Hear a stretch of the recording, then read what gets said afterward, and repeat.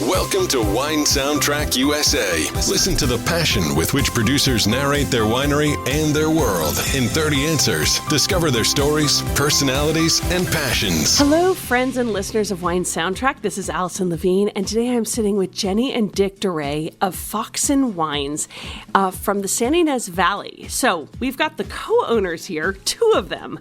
And Jenny and Dick, one of you, tell me a little bit about Foxen.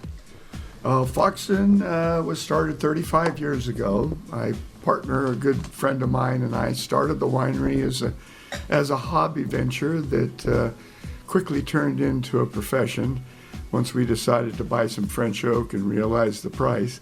But anyway, we named it after my great-great-grandfather, William Benjamin Foxen, who was one of the first settlers in northern Santa Barbara County. In fact, he was the first settler in northern Santa Barbara County.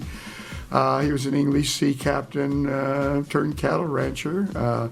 The anchor on our label was his cattle brand for the years and he moved up to Foxen Canyon back in 1837 and started raising horses and 14 children. Wow. Real history. I mean, when you say Foxen Canyon, you are the people. Wow. Okay. So how many acres do you have? Is it all estate fruit, or are you also sourcing? No, we source mainly because we are primarily Pinot Noir producers, and about 60% of our production is Pinot Noir. And where we are located, the climate is not conducive to growing Pinot Noir. So we source from both the Santa Maria Valley and from Santa Rita Hills. And do you also have estate fruit? We have estate fruit, but there we're going into the Rhône varietals because we're in the Los Olivos district, which is that area between Happy Canyon and Santa Rita Hills. It's intermediate warmth. And what's your total acreage of your own estate, and what do you have planted there? At Foxen, we have Chardonnay, Cabernet Franc, and Syrah, and a little bit of Petit Verdot. Just a little bit. So we are more, where we are located is a little more Rhône, Bordeaux climate. And your total acreage? At the winery, we have 15 acres. Yeah. And just one little clarification. So the winery where the Foxen is within the Santa Maria Valley, AVA. And our home vineyard is in the Los Olivos district. So just to be clear, so there's a Williamson Dore vineyard, and there's also the Foxen. So yes. Well, when you've been in an area for a long time, you're allowed to be spread out across the area. Yeah. So what is your total case production, and where do people find your wines? Is it all direct to consumer, or are you in different markets? We are in different markets. About 65% is sold direct to consumers. So people can come to the winery, they can order online, whichever works best for them. And we are available for tastings at the winery outside and by reservations only, which began during the pandemic, and we have kept it that way. Our customers prefer it. It makes for a nicer experience at the winery, I think. Absolutely. And I'm sorry, total case production? Oh, sorry. And that average is, it fluctuates depending on the vintage, but it could be anywhere from 13,000 cases a year to 15. So for Santa Barbara County, probably one of the larger size producers to a degree.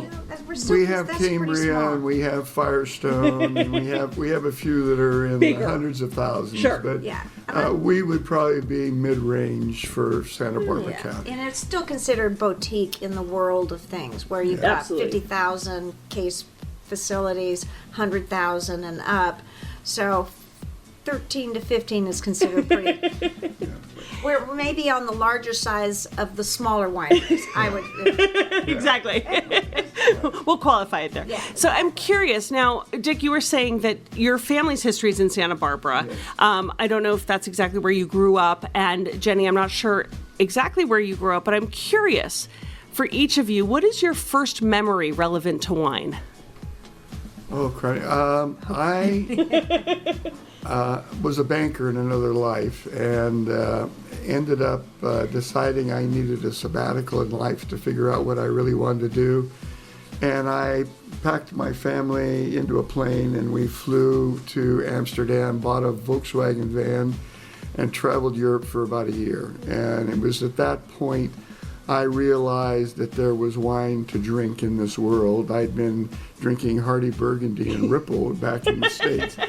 And to be introduced, mainly I think my first aha moment actually was in the Rhône area, and the first bottle of Chateauneuf de Pape that I had. See, he jumped ahead to my next question. I usually, what's your first memory, and then what's your next, your first aha moment? So we got both in that one. What about you, Jenny? Oh gosh, I grew up in the Central Valley in Fresno, so the breadbasket of the country at the time, but my first meaningful experience with wine was I was at Cal Berkeley in the early '70s, going to school, and of course our backyard was Napa and Sonoma, and actually it was a cheap date to go up, and it was. There weren't so many wineries back then, and they didn't charge you. You'd go to these wineries where the winemaker would be pouring the wines on a table made of 2 barrels and 2x4s, and taste there. And also being in Berkeley, they had wonderful Jackson wines and spirits, wonderful wine shop where they'd have tastings. And it was my first experience tasting Bordeaux wines and Burgundies, and I went to every tasting I could. I loved it. So there was something that even though I went into politics, the wine thing was always there. I love it. So a banker and a politician. Yeah. So Dick, your aha moment was a Chateauneuf de Pape. Yes. Jenny, what was your aha? Was there one wine that kind of stood out? Was it that same Chateauneuf de Pape, or was it something else? Oh gosh, I think it was a Cabernet from Heights. And this would have been like 1970, 1972. And there was a tasting of Left Bank Bordeaux wines at Jackson Wine and Spirits back then and I think it was $4.99 a bottle. And I bought my family, I bought a case and gave everybody a bottle for Christmas, which I just thought I was the coolest thing. I love it. So here you are, you're based in Santa Barbara County in San Ynez Valley. You are a Pinot Noir producer. You're in the Los Olivos district. You're also doing Bordeaux varieties. Your first aha moment wine was a Chateauneuf de Pape. Yeah. Dick, your first, Jenny, was a Bordeaux wine. Yeah. I'm curious, if we came into your home, what would we find in your home? What's in your cellar? A lot of Pinot. lot of Pinot. I mean, but Pinot Noir goes with the foods that we eat. And I've got our wine room at home divided by varietal, and it's the Pinot side that I go to more often than not. But I have to admit, I'm a big fan of bubbles, and I get my Chardonnay and my Pinot Noir fixed that way sometimes. So. And is it mostly, when you say Pinot Noir, is it mostly local and friends? Is it international? It's mainly local and friends, although we do go to France and try to get to Beaune. We haven't in a few years, but we used to go like every other year and come back with a case of special wines out of the Mecca of wine. Yeah. We buy Burgundies when we can, and the prices, certainly they've had some rough vintages and the prices get higher and higher. But I think it's really important, and I enjoy wines, Pinot Noirs in particular, from all over the world. I'm always amazed here at World of Pinot Noir how many places are now Pinot Noir producers, be it Italy or Switzerland, or places you don't necessarily think. So, is there a wine from your cellar, or maybe you were out to dinner recently that drank really well that you can't stop thinking about? I had a bottle, and you're going to ask me the vineyard, and I was trying to remember this morning in my fog. I had a 2009 Dujac last night that just rocked my socks. It just was so good. It was worth the hangover this morning. Yeah. I think that, the best bottle of wine, I think Jenny will agree, that we ever had, we shared with a fellow named Bob David, who actually planted the Sea Smoke Vineyard. And we were in France, and he phoned and invited us to share a bottle of wine with him. And we showed up with some nice glasses that he requested, and he poured 4 glasses, and it was 59 Domaine Romanée-Conti Latache.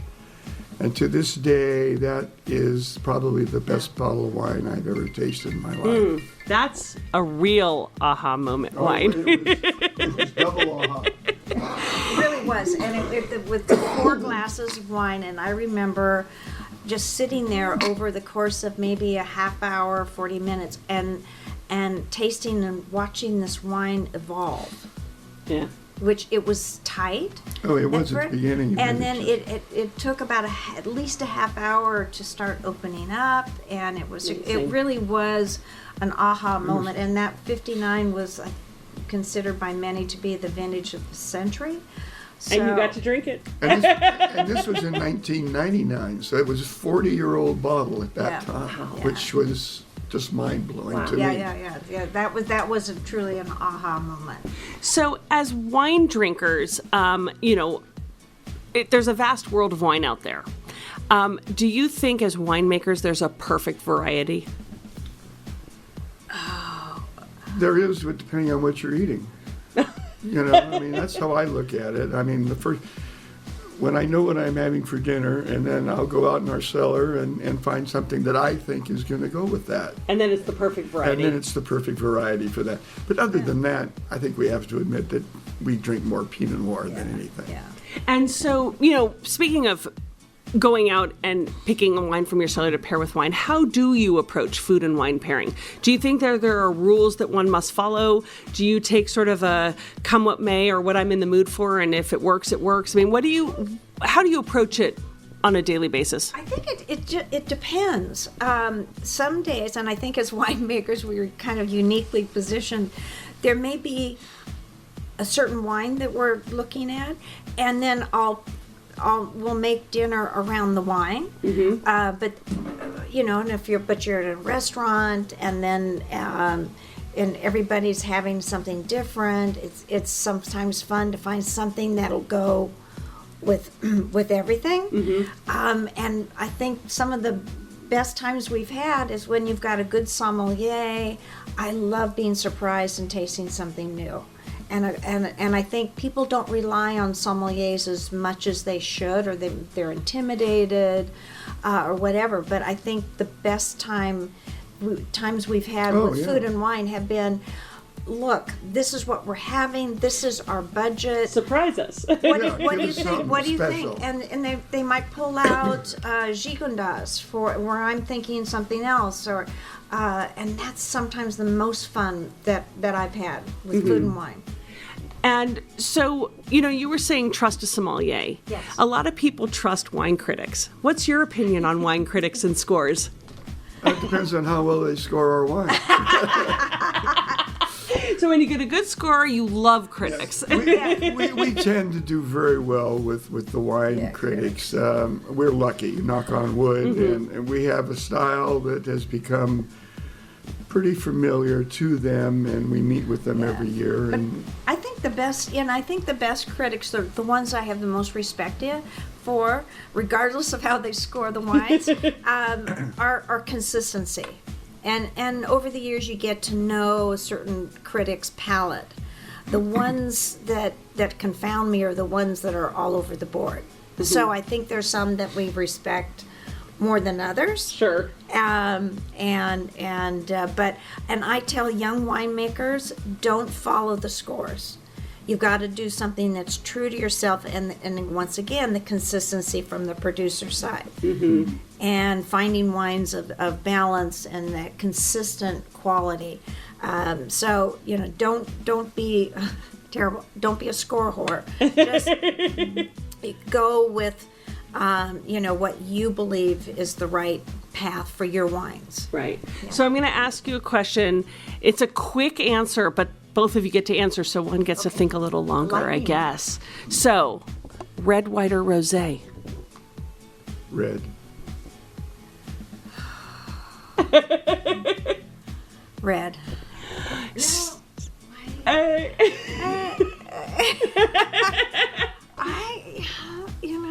A white Burgundy is sometimes one of my favorites, so that's a toughie. Okay, still or sparkling?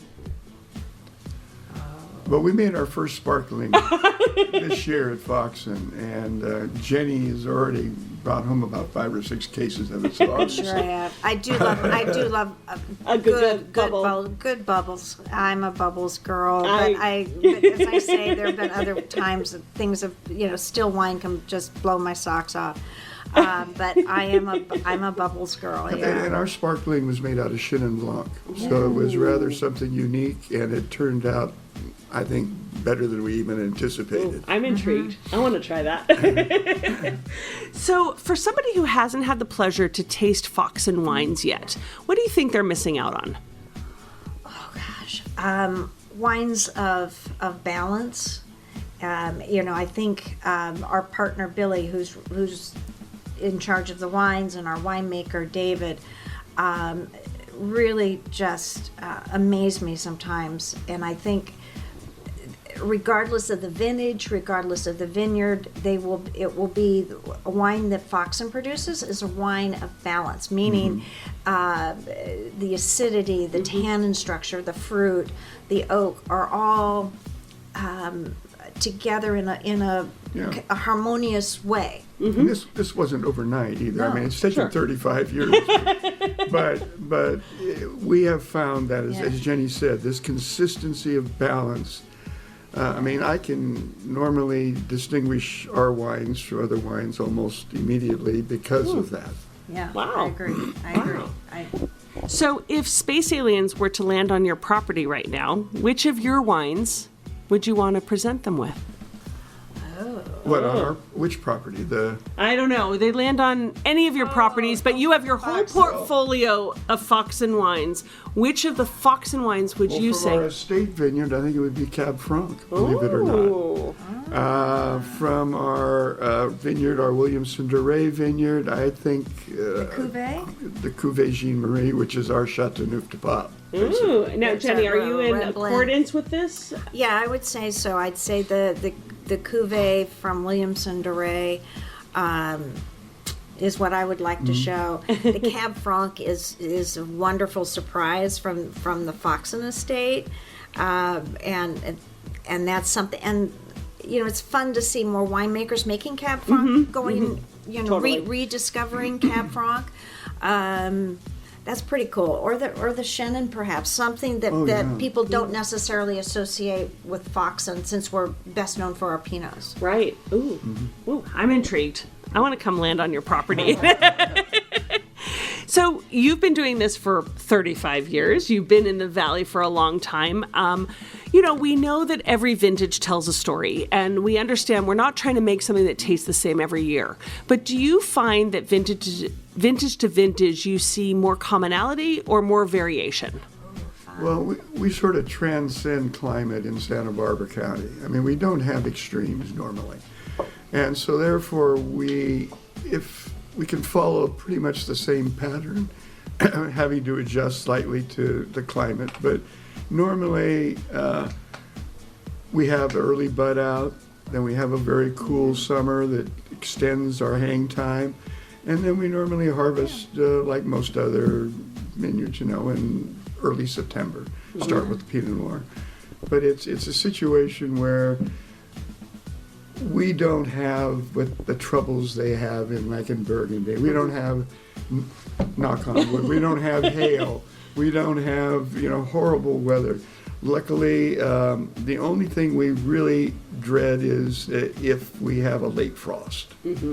And that doesn't happen too often, but it did happen one year. In 2008, we had a late frost. We had in April, we had, it was in the 90s, so everything was budding out, these long, very delicate tendrils, and then it was the night of Vintners Festival, and the dew point dropped, and nobody was expecting it, and it went down to 29 degrees. For all night. And it was looked like it wasn't just a quick, 5 in the morning, it was it started at midnight, and it looked like somebody took a blowtorch the next morning. But that's fortunately really rare. But what I would go back to the original question in terms of distinctive, I think the Foxen wines, because we make 8 single vineyard Pinots, I would say they're very terroir driven rather than vintage distinctive. Yeah.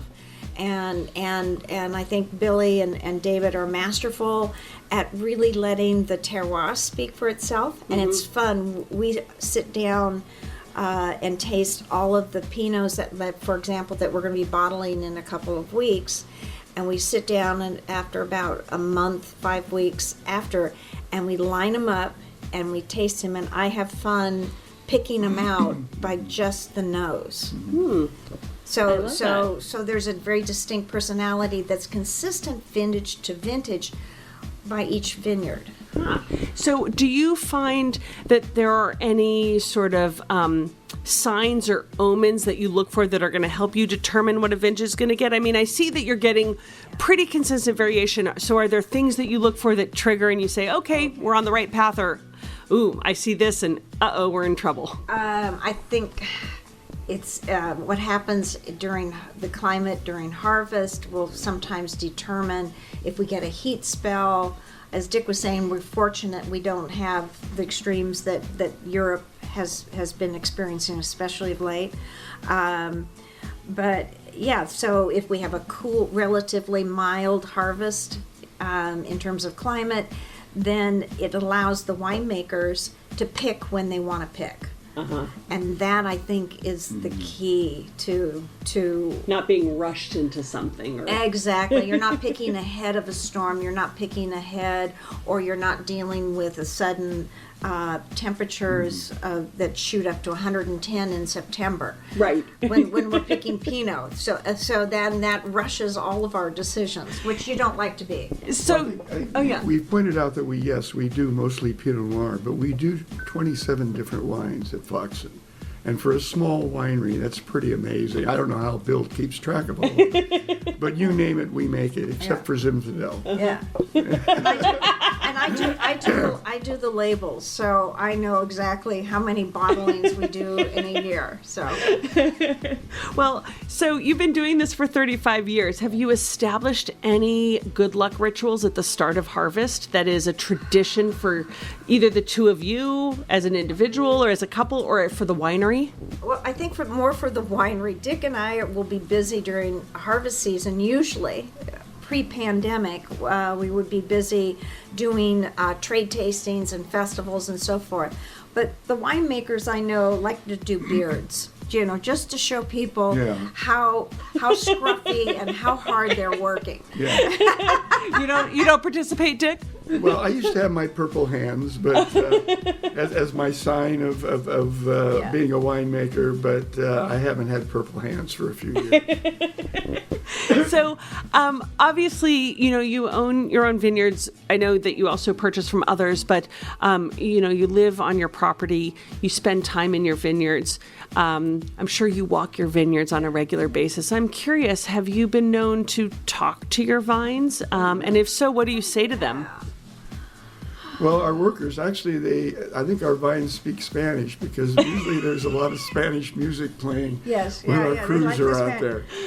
I just love seeing, like this time of year, they're starting the little, the pencil, the eraser before they really bud out. And we've got Syrah, Grenache, and Mourvedre in our home vineyard, and they're relatively later to bud out from Pinot.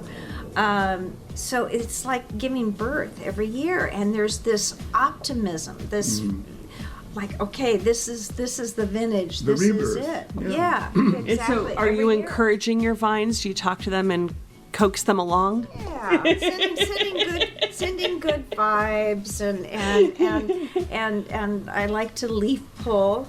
It's kind of, or pull weeds around them, and as I do that when on a daily basis, I like to leaf pull and just see them, and we have a kind of a silent communication. So I'm curious, obviously you've been doing this a long time, but when you were little kids, what did you want to be when you grew up? Oh, criminy. I went through a lot of different phases. I wanted to be a cowboy because I grew up on a ranch, and I thought that would be fun. and then it sort of went to how I ended up being a banker. I don't know.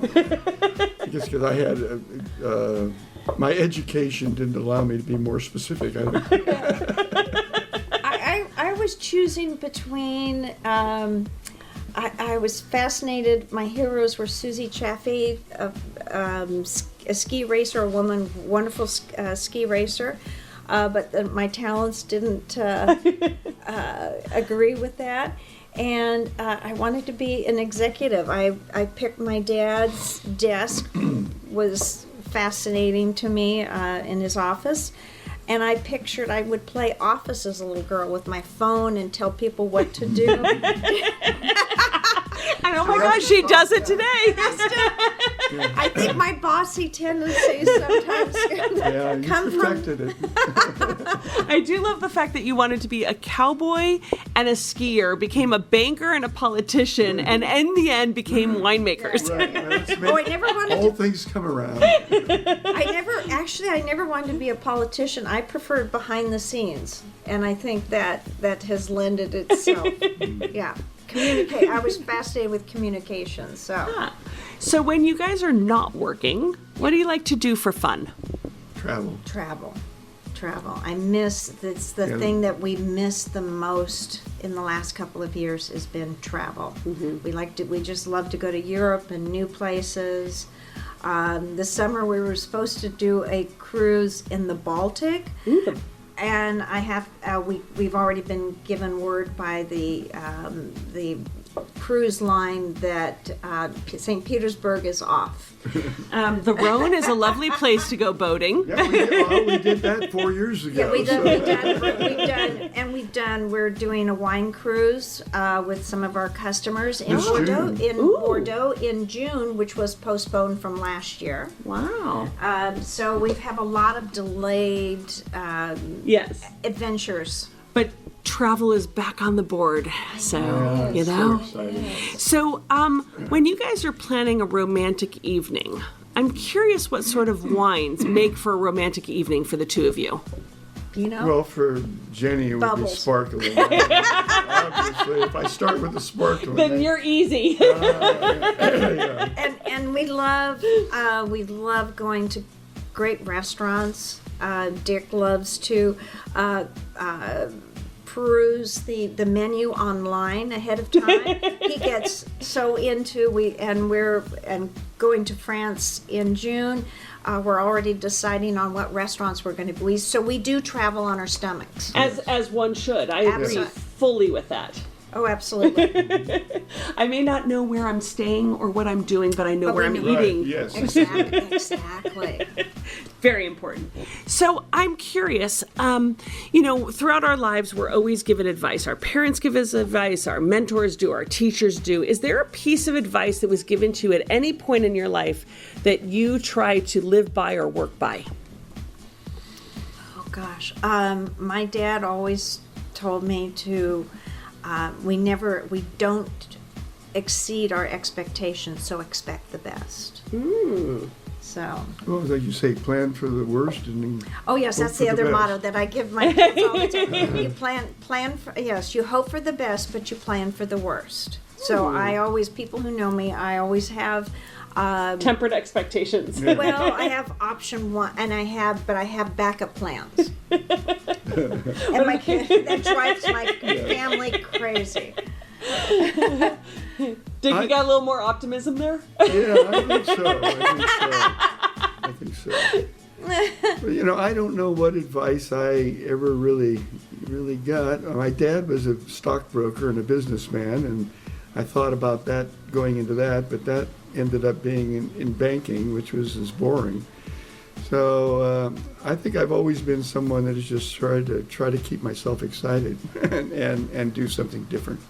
Well, so I appreciate the advice that you have, Jenny, because I agree to a lot. You have to temper your expectations, but hope for the best Always be prepared, though.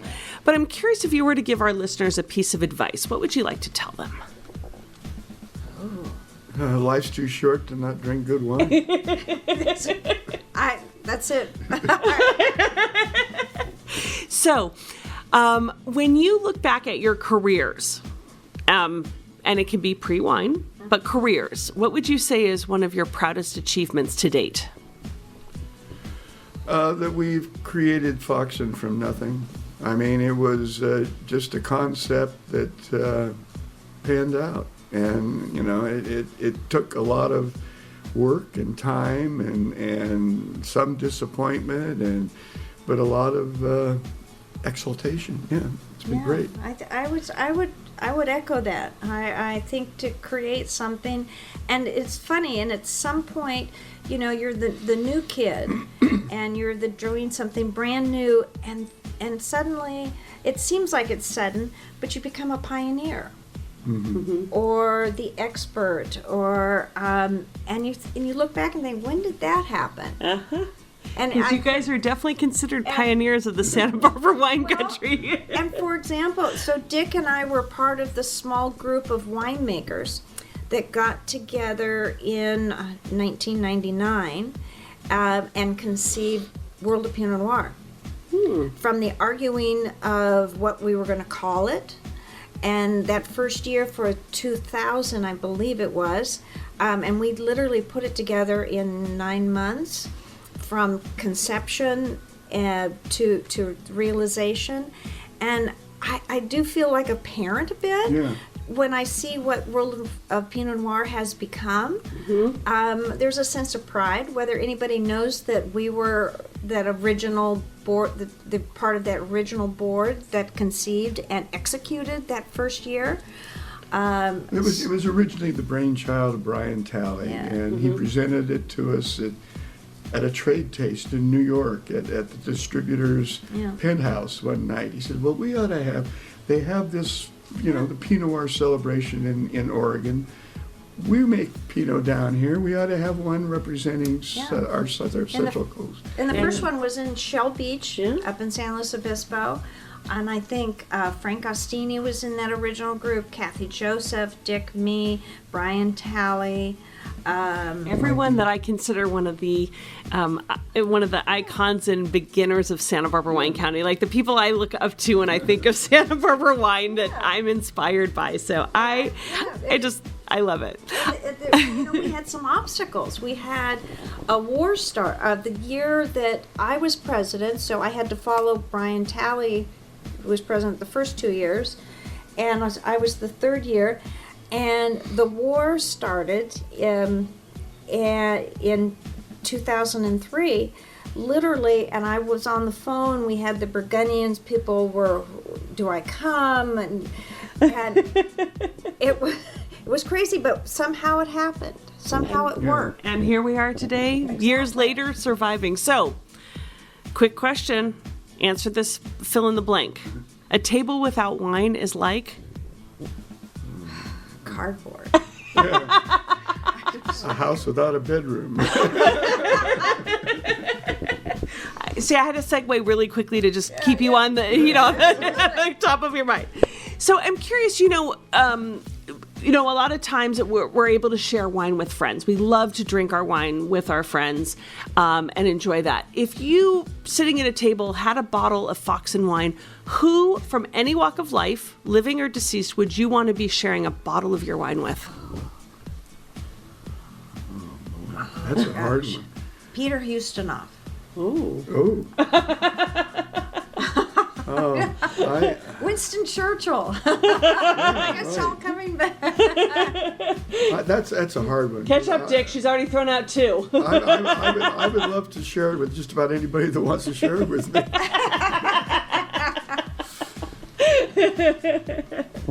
Well, we got 2 celebrities, and then any takers out there, come drink wine with Dick. Absolutely. So, I'm curious, we've spoken a little bit about wine, all the wines you do, all the wines you love to drink. If you were sent off to a deserted island right now, what 3 wines would you want to take with you? Oh, goodness. probably our Block 8 Bien Nacido Vineyard Pinot. It would have to be a good champagne. Of course. Yeah. A nice rosé, a Biacart rosé would get me through. Yeah. Yeah, I think maybe that bottle of 1959 Domaine Roman Conti. I think you're so judicious that you've shared your 3 bottles. You each got 3 bottles, but I like how you picked 2 and he picked 1. That's how it is. That's usually how it is, yeah. Yeah, you are talking to a married couple. That's true. That's true. So, we do play a little game with Wine Soundtrack towards the end where we people like wine and music. There's a correlation in some way, or wine makes us think of a song, or we listen to music while we drink wine. So based on some of the wines you've spoken about, some of your wines that you make, I want you to tell me what it makes you think of. It can be a genre, or it can be a specific song or a musician or whatever. So I want to start with, because Jenny loves sparkling wine so much, your sparkling Chenin Blanc. Oh my gosh. I would. Jack Johnson. Ooh. Oh yeah, good choice. Good choice. Yeah. I was going classical, but I think Jack Johnson would. Yeah. That reminds me of a beach and bubbles. And bubbles. I Yeah. like it. Beach Okay. and bubbles. I think. Your Cabernet Franc. Oh my God. Moonlight Sonata. Probably, yeah. Or Cabernet Franc. Oh my God. Probably, yeah. I've been listening to a lot of Beethoven, a lot of classical music lately to go to sleep. And that probably would be maybe a little Beethoven. Okay. You just mentioned the Bien Nacido block that you make. Yes. Oh gosh, something a little bit, a little masculine. Who would I? I'd say Rolling Stones, man. There you go. I was thinking Buffalo Springfield. Yeah, well, that might even be better. Yeah. You know. Yeah. I like this. You guys, you're very synergistic. You share your wines on the island. You lose out by, you don't get the majority, Dick. That's I get that. right. But you do. I share. You share. And I like how with the music, you're pretty much on par. You guys, congratulations. Wow. We both have eclectic taste in music and wines. Yeah. Well, we're almost finished. I've got one more question with 2 parts to it. One you kind of answered at the very beginning, but we'll repeat it for everyone. But for you guys, and let's see if you're on the same page for this, what wine region in the world is next on your bucket list to explore? Oh, well, Or at the top of your bucket list, I should say. Considering we're going to Bordeaux, that would be number one, and I would say maybe the Loire. Well, we were so surprised on our Rhône cruise with Gigondas that I think that was the biggest surprise for me, Yeah. if that answers the question. Yeah, but is there somewhere that you... Is there somewhere you want to go that you... Either somewhere you want to repeat or somewhere you've never been that you are like really curious to explore? We also did the Danube, and we found some good wines. I found in Hungary, and some of these areas that you wouldn't believe that had. I had a great Pinot Noir in Hungary. And wow. I'd like to explore in a more serious way German wines. Yeah. I'd also like to go to South America and explore Argentine wines, because they've really branched out and they have more than just their... See, once you get the juices flowing, suddenly you're like, I've got so many places I want to go. I'm talking to 2 people that love to travel Exactly. that haven't traveled in 2 years. So Yeah. Well, now... You guys have a lot of planning, and you've really got to get together and think of all these places you want to travel to, because you've got South America and you've got Germany. I mean, a lot of great places. If people want to come and visit you, how do they do that? Very simple. You either get online at foxenvineyard.com and see what we're all about, or you can call our tasting room and make a reservation at any time to come to our tastings or watch for us. We do, hopefully again, we'll be doing a lot of dinners in various communities as well as tastings. Yeah, and I like to think too. Foxen being in Foxen Canyon is a little bit off the beaten path, and I hear this a lot from our fans, our customers from LA, that within 2 hours you can be in another world. As soon as you come up over the valley on the 154. And you enter, if you get from Santa Barbara into the San Ynez Valley, I know I have this sigh of relief, but it's amazing just how different, how quickly you can get from LA to Santa Barbara County and be in this rural environment. It's And amazing. especially And at Foxen, because our facility, at least the facility we were in for 25 years before we built our new winery, and we still have it as a tasting room. We're buildings built by my great-grandparents back in 1860. Amazing. And adobe buildings, and then it was a stagecoach stop back in the 1880s. And so there's a lot of history and in the buildings, and People love it. Probably ghosts. People love our historic tasting shack, which is really speaks to the roots of Foxen in terms of its as Dick was saying, the humble beginnings. And again, you're transported. Once you get on Foxen Canyon, where there's no cell service, you really are It's another world. It is another world. Well, I can't thank you guys enough for joining us on Wine Soundtrack. Dick, Jenny, thank you. Thank you for sharing your story. Head up to San Ynez Valley, Foxen Canyon, go to Los Olivos, not far from there. You can taste lunch in Los Olivos. Exactly. Come on up. You can taste great wines. Go visit Foxen. Thank you for sharing your story. Cheers. Thank you, Allison. It's been a pleasure. Thank you. This has been fun. Thanks for listening to a new episode of Wine Soundtrack USA. For details and updates, visit our website, winesoundtrack.com.